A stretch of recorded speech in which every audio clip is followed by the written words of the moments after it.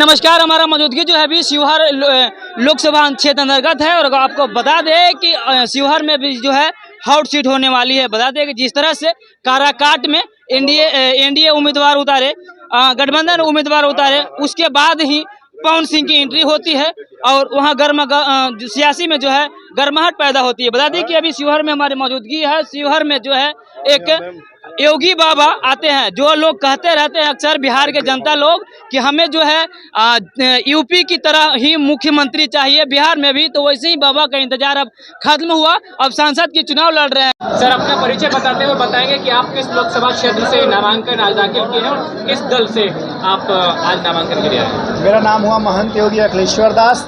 आज शिवहर लोकसभा क्षेत्र संख्या 4 से मैं नामांकन अर्ज दाखिल किया हूं और शिवहर के विकास के लिए, शिवहर के हित के लिए, पूरा शिवहर की जनता जनार्दन के सम्मान के लिए मैं चुनाव लड़ रहा हूं और शिवहर मुझे अच्छी तरह से जानता है। 4 वर्षों से मैंने शिवहर के लिए कार्य किया हूं, आगे भी करता रहूंगा। अभी तक लोगों में शंका था कि बाबा पार्टी से है, किसी अगर नामांकन देंगे या नहीं देंगे, बहुत असमंजस था, लेकिन आज वह असमंजस क्वालिफाई क्लियर हो गया कि बाबा जी ने नामांकन कर दिया। आज मैं उम्मीदवार बन गया हूं और इस बार शिवहर जीत रहा है। शिवहर की जनता के लिए अब ये कौन सा काम नहीं हो पाया जिसके कारण से बाबा जी को आना पड़ा मैदान में? शिवहर में बहुत कुछ है। शिवहर में रेल नहीं है, 15 रेल कब से आ रहा है, 20 वर्षों से। थोड़ी पाकर पुल देख लीजिए आप, रीगा चीनी मिल बंद है, बरगनिया का ट्रांसफर बंद है। देवापुर जो हम लोग जाते हैं रोज ढाका से शिवहर में, जो देवापुर है जिहुली घाट, वो पूरा किसी तरह से विकसित नहीं हुआ। पूरा मिट्टी वहाँ किस तरह से पुल नहीं है, मेडिकल की सुविधा नहीं है। विकास तो शिवहर में किसी प्रकार से हुआ ही नहीं है। विकास के साथ साथ राष्ट्रवाद का भी धारा है।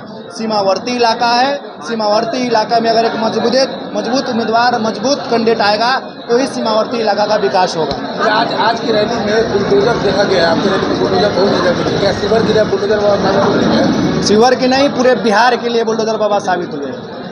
सर, आध्यात्मिक जीवन से आपने राजनीतिक जीवन कैसे चुना? क्योंकि योगी है आप। हमेशा सत्ता को संतों ने संरक्षण देने का कार्य हमेशा किया है। जब जब देश पे अनाचार, दुराचार, पापाचार, अत्याचार बढ़ा है तो जमदग्नि, अत्रि, वशिष्ठ आदि ऋषियों ने हमेशा सत्ता को संरक्षण दिया है। हमारे महाराष्ट्र में छत्रपति शिवाजी महाराज अगर राज्य को चलाते हैं तो समर्थ गुरु रामदास जी उनके ऊपर अनुशासन करते हैं। सत्ता जब ही शासन कर सकता है जब उसके ऊपर किसी न किसी संत का अनुशासन होता है, और आज उसकी आवश्यकता है। आप उत्तर प्रदेश में देख रहे, धर्म के बिना राजनीति अधूरा है और राजनीति के बिना धर्म अधूरा है। दोनों का समन्वय के साथ ही ये चल सकता है। उसी के साथ जो है आपकी तुलना योगी आदित्यनाथ से की जा रही है, होनी भी चाहिए। अच्छा, तो आप सहमत हैं इस बात से? बिल्कुल सहमत है। तो आप इस बात से खुशी है आपको कि कंपैरिजन किया जा रहा है? बिल्कुल होनी चाहिए, जो उसके अल्लाह है। तो बिहार में राम राज की परिभाषा क्या देंगे आप? राम हमारे आने के बाद शिवहर से शुरुआत होगा और इस बार शिवहर सिर्फ शिवहर का इतिहास नहीं, बिहार का इतिहास लिखने जा रहा है। शिवहर एक सांसद को नहीं चुन रहा है, आने वाला बिहार का अपने भाग्य को चुनने जा रहा है। क्या जरूरत पड़ी कि हिंदुत्व की विचारधारा वाली सबसे बड़ी पार्टी बीजेपी से आपको टिकट नहीं मिला, आपको निर्दलीय चुनाव लड़ना पड़ा? बीजेपी का वहाँ सीट ही नहीं रहा, बीजेपी का वहाँ सीट ही नहीं रहा, तो इसमें कोई चर्चा करके फायदा नहीं है। गठबंधन में चले गया है। लोकतंत्र, चुनाव लड़ सकते हैं और मैं लड़ रहा हूँ जनता के लिए। भाई टिकट देना पार्टियों का काम है, लेकिन ओरिजिनल टिकट देना, ओरिजिनल डिसीजन देना, रिजल्ट देना जनता के हाथ में है। और शिवहर की जनता मेरे साथ है, वो आपको दिखा है आज हमारे नामांकन में। जीतने के बाद हम उसी को समर्थन करेंगे जिसने राष्ट्र को मजबूत किया है, जिसने राम मंदिर को मजबूत किया है। क्या अनुमान लगता है सर, कितने वोटों से आपको इस बार विजय प्राप्त होने की उम्मीद है? लड़ाई में हूँ मैं, मजबूती से लड़ाई में हूँ। जो भी कोई कैंडिडेट आएगा उसको योगी अखिलेश्वर दास यानी शिवहर से लड़ना पड़ेगा। क्या लगता है किससे टक्कर है? टक्कर तो मुझे नहीं लगता है आज के बाद किसी से होगा, क्योंकि लोगों ने रिमर फैला दिया था। सुनने में आ रहा है सामने वाली पार्टी आपको कुछ अशब्द भी भाषा का प्रयोग किया जब आप कैंपेन वगैरह कर रहे थे, तो आपको लगा? वो करने दीजिए। वो बोले ना, खिसियानी बिल्ली खंबा नोचे। तो उनकी जब नाश मनुष्य पर छाता है पहले विवेक मर जाता है।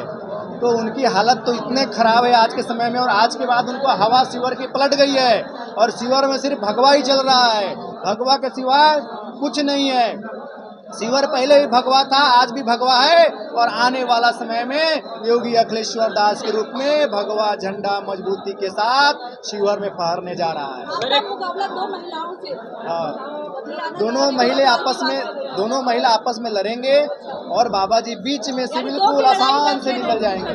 बिल्कुल गंगा के धारे के बीच में फाड़ते हुए योगी अखिलेश्वर दास शिवहर की जनता जनार्दन को आशीर्वाद लेकर निकल जाएंगे। 2 महिलाएं नहीं, अभी और कैंडिडेट आएंगे। सर भगवा के बीच में बेरोजगारी के मुद्दे को कहाँ देख रहे हैं? बहुत मजबूती से जी। भगवा आएगा तो बेरोजगारी मुद्दा आएगा भी। जी। बेरोजगारी बिहार को रोजगार का, मजदूरों का फैक्ट्री कहा जाता है, रोजगार का फैक्ट्री नहीं। लेकिन मैं आपके माध्यम से विश्वास दिलाता हूँ, मैं जो भी काम करूँगा शिवहर के हित के लिए करूँगा, शिवहर के विकास के लिए करूँगा, राष्ट्रवाद के लिए करूँगा, मिथिला के चतुर्थ विकास के लिए करूँगा।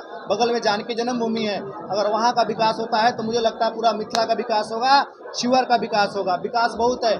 मेरे आने के बाद शिवहर में वहाँ पे मजदूरों की फैक्ट्री नहीं, वहाँ पे रोजगार की फैक्ट्री खुलेगी। अपनी घोषणा पत्र में सर किस मुद्दे को आपने सबसे ज्यादा प्राथमिकता दी है? मेरे सबसे पहले मेडिकल पे, देवापुर घाट है, कोरीपाकर है, रीगा चीनी मिल है, बरगिनिया में ट्रांसफार्मर जो बहुत दिनों से बंद है, जहाँ से रोजगार पैदा हो सकता है। मेडिकल के और शिक्षा पे और भी बहुत सारे मुद्दे हैं जिस पे हम धीरे धीरे आप सभी से चर्चा करते रहेंगे।